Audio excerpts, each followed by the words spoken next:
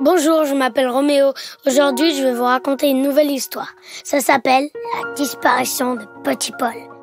Encore une histoire est un podcast produit par Benjamin Muller et réalisé par Alexandre Ferreira. Vous l'avez compris les enfants, exceptionnellement, c'est Roméo qui raconte aujourd'hui.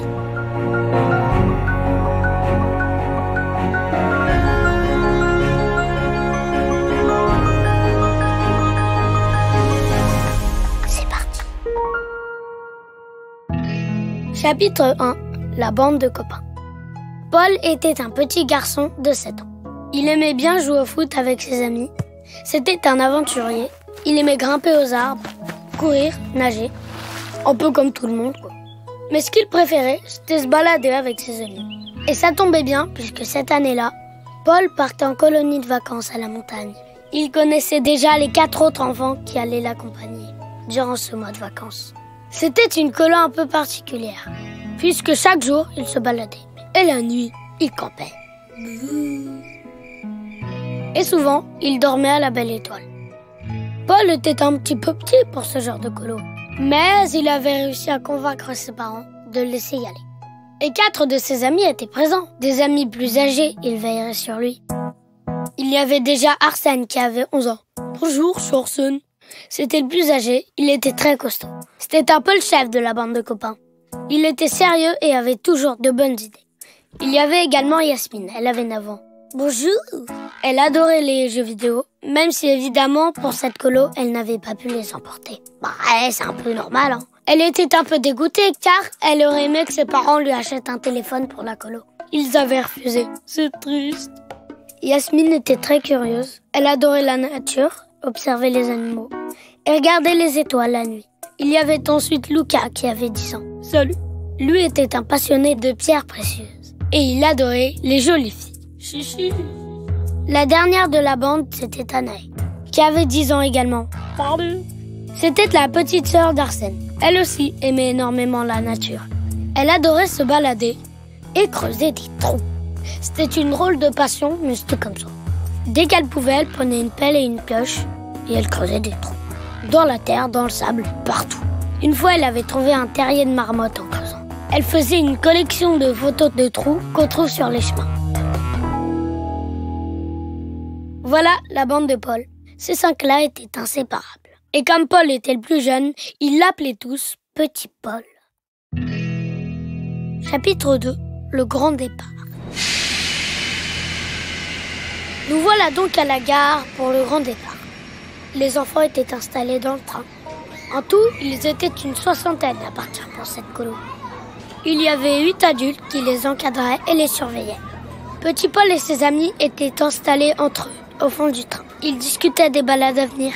« Les gars, les filles, ça vous dit qu'on discute des vacances ?» demanda Arsène. « Ah oui !» répondit Yasmine.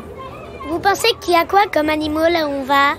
Ah oui, détail important, Arsène était un surdoué qui avait une très grosse culture générale. Il répondit à Yasmine. Ouais, je crois qu'il y a des lynx et des gorilles aussi. Faut faire gaffe. Et puis au Magic aussi, il y avait des mouches. Quand elles piquaient, ça pourrait nous rendre très malades. Faudra faire attention à ça. Petit Paul dit, les mouches, on risque pas d'en croiser. J'ai pris mon anti-moustique. Cela fit rire toute la bande. Merci, petit Paul, tu penses à tout. Le trajet se passait très bien. Après 12 heures, les enfants arrivèrent à leur destination. La première nuit, ils dormirent dans un hôtel, avant de commencer dès le lendemain matin par leur première randonnée. Le départ avait lieu à l'hôtel, dans une vallée splendide, au pied d'une chaîne de montagne. Le groupe se mit en marche. Petit Paul était heureux de pouvoir commencer enfin à marcher. Tous observaient les animaux. À un moment, Yasmine dit « Regardez là-bas une marmotte !» Lucas répondit « Oh, j'ai l'impression qu'à côté, il y a aussi des pierres précieuses. » Alors l'un des animateurs s'approcha d'eux et leur lança « Waouh, sympa ce coin. Ça vous dit, vous êtes tous d'accord pour qu'on s'arrête ici pour camper cette nuit? Et demain matin, on reprendra la promenade ?» Chacun se mit alors au travail pour organiser le campement. Certains installaient des tentes et les autres allaient chercher du bois pour le feu. Arsène lança. C'est bien du sanglier grillé au menu ce soir? Oui. répondit l'un des animateurs. Après avoir bien mangé, les enfants s'installèrent dans leur tente. Anna et Yasmine étaient ensemble et les garçons entre eux. La nuit commença.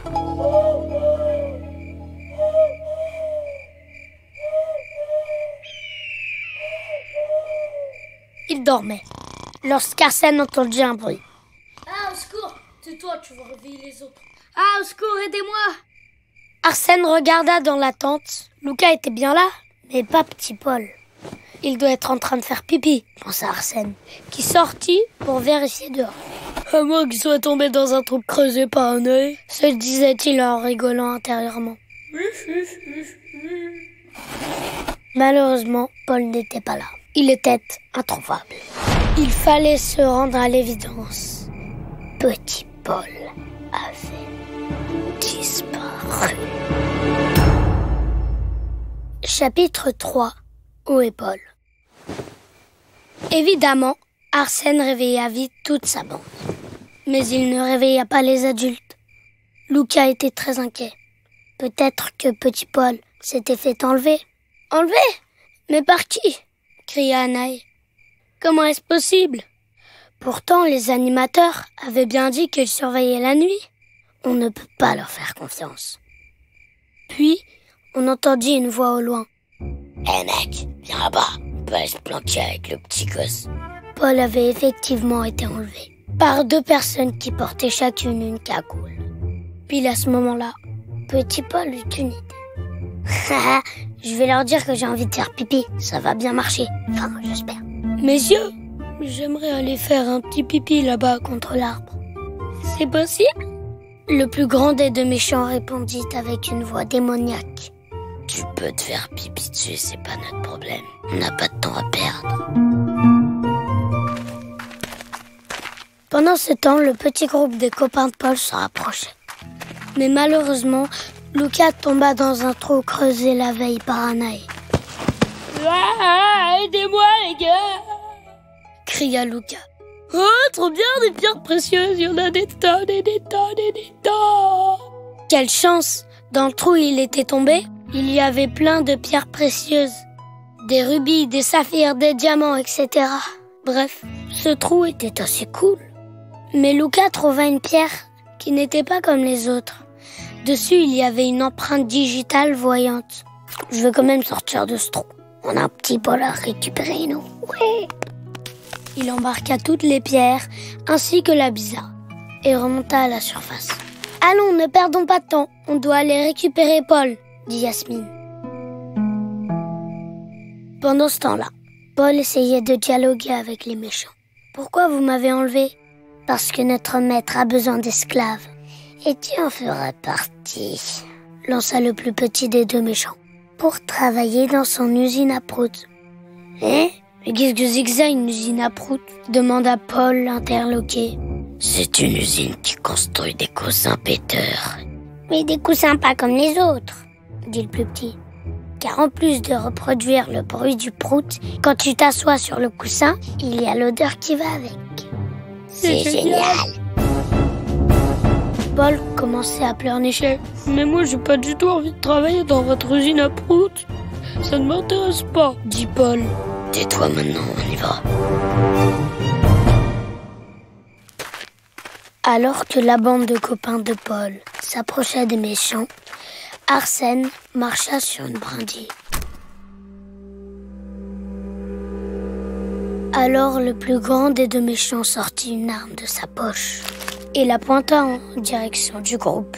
Plus un geste ou je tire. Et oui, vous l'avez deviné, c'était donc une arbalète, l'arme de ce méchant. Oh, on va tous pleurer. Chapitre 4. Le super trou. Pendant que Yasmine négociait avec les méchants pour récupérer Paul, Anaï creusait un trou. Mais pas un petit trou. Un trou énorme. Tellement grand que l'on pouvait y faire entrer 8 éléphants en même temps. Oui, Anaï est vraiment très forte pour creuser. Elle rencontra une dizaine de petites taupes avec des dents pointues. Et vraiment pointues, hein. Pas des petites canines. On aurait dit des canines de vampires.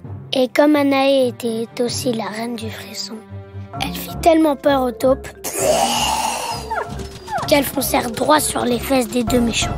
Et devinez quoi? Elles mordirent leurs fesses tellement fort que les deux méchants tombèrent en arrière, justement dans le trou géant où Anaé avait pile eu le temps de sortir. Heureusement, Arsène sauta sur Paul pour lui éviter de tomber avec les méchants, qui l'avaient ligoté avec une corde. Et là, coup de bol, un coup de vent frappa super fort les deux tas de terre qui tombèrent sur les méchants dans le trou.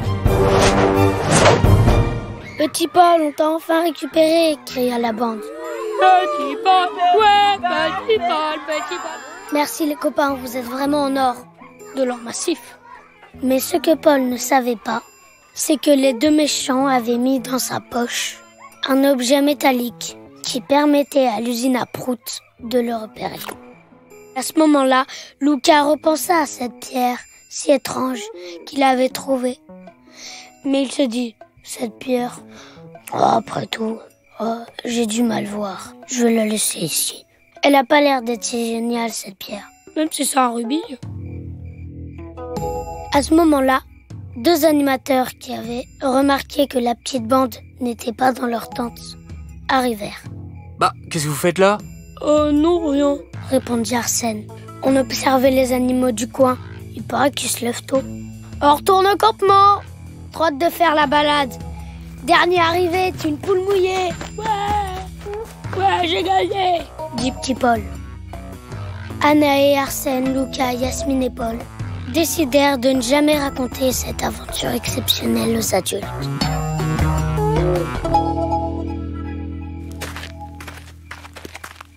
Mais Paul dit pendant la balade, les copains, il y a quelque chose qui m'embête. Cette usine à prout dont le méchant m'a parlé, parce que vous savez pas, il y a des enfants qui sont prisonniers là-bas. On doit aller les libérer. Tu as raison, répondit Anaï.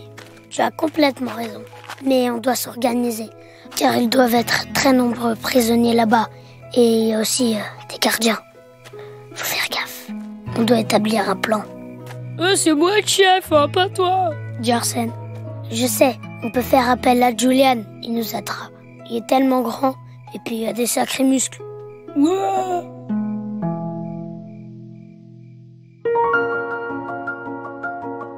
Voilà, c'était La disparition de Petit Paul, histoire écrite et racontée par Roméo. Encore une histoire est un podcast d'habitude raconté par Céline Kallmann, Réalisé par Alexandre Ferrer et produit par Benjamin Muller. N'hésitez pas les enfants à venir nous mettre plein d'étoiles sur Apple Podcast et à nous envoyer des messages sur toutes les plateformes et sur les réseaux sociaux. Dans la prochaine saison, ils se retrouvèrent dans l'usine à prout. Ah, ça pue.